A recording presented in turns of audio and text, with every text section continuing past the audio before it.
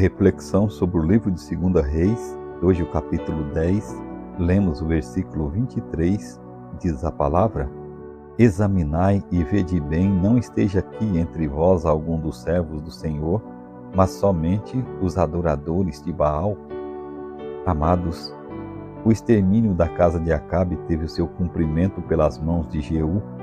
Usando de astúcia, tramou a morte dos 70 filhos de Acabe e dos adoradores de Baal. Ao ajuntar estes últimos na casa de Baal, vimos que Jeú examinou bem o lugar e certificou-se de que entre eles não houvesse algum dos servos do Senhor. Seus homens já estavam a postos para ferir os servidores do Deus pagão. A ordem foi clara: entrai, feri-os, que nenhum escape. O cuidado que Jeú teve nesse episódio, Deus tem para com seus filhos. Eis o clamor divino que rapidamente se avoluma: retirai-vos dela, povo meu, para não serdes cúmplices em seus pecados e para não participardes dos seus flagelos. Apocalipse 18, versículo 4. Mas retirai-vos de onde? Da grande Babilônia, morada de demônios. Interessante é que o que Jeú teve o cuidado de não acontecer aos outros, não evitou que ocorresse com ele mesmo. Ele exterminou de Israel Baal, contudo não teve cuidado de andar de todo o seu coração na lei do Senhor. O coração de Jeú estava dividido. Ele dizia amar a Deus, mas a lei de Deus não estava em seu coração. Jesus disse: se me amais, guardareis os meus mandamentos. João 14, versículo 15. Amar a Deus consiste em obediência e fidelidade. Ele criou a lei para ser uma bênção para nós. Ela não salva, mas aponta para a nossa necessidade de um Salvador. A Bíblia apresenta os salvos como possuindo duas características principais: os que guardam os mandamentos de Deus e têm o testemunho de Jesus. Apocalipse 12, versículo 17. No Salmo 1, o salmista faz uma diferença entre os justos e os ímpios. Ele enfatiza no primeiro versículo que os justos não compartilham das ações dos ímpios, e no versículo seguinte diz que o prazer do justo está na lei do Senhor, e na sua lei medita de dia e de noite. Salmos 1, versículo 2. Meus amados, eu poderia citar inúmeros outros textos a respeito da lei de Deus e o desejo do Senhor de que sejamos fiéis à sua palavra para nossa própria felicidade, mas creio que todos nós já temos percebido isto desde o livro de Gênesis. Quando Deus estabeleceu a sua lei, foi com o objetivo de nos fazer felizes e de nos familiarizar com seu caráter. Por isso que o salmo inaugural diz: bem-aventurados.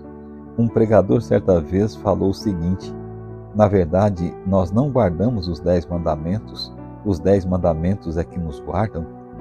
E isso faz muito sentido, porque quem segue o caminho indicado pelo Criador é verdadeiramente feliz. Podemos até realizar grandes obras como fez Jeú, mas se não tivermos o cuidado de andar de todo o nosso coração na lei do Senhor, de nada adianta. Quando Cristo orou por nós, Ele não pediu que o Pai nos tirasse deste mundo, nem tampouco disse que precisamos nos afastar de todas as pessoas, mas falou: não peço que os tires do mundo, e sim que os guardes do mal. João 17, versículo 15. Entendem, meus irmãos? Não temos que nos isolar do mundo, mas fugir do mal. A Bíblia deixa bem claro que se não sairmos de Babilônia, do templo moderno de Baal, seremos participantes de seus flagelos. Estamos envolvidos em um grande conflito cósmico e necessitamos fugir do meio da Babilônia e cada um salve a sua vida. A salvação é individual.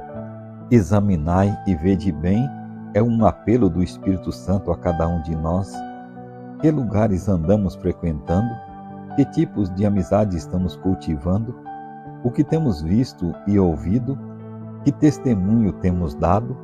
No meio de tantas mortes e de uma nação que corrompeu os princípios divinos, uma luz apareceu através de Jonadab. Descendente de Recabe, mostrou-se fiel e foi reconhecido por Jeú como um legítimo adorador de Jeová. Lealdade que seria transmitida de geração em geração e se tornaria um modelo de fidelidade anos mais tarde.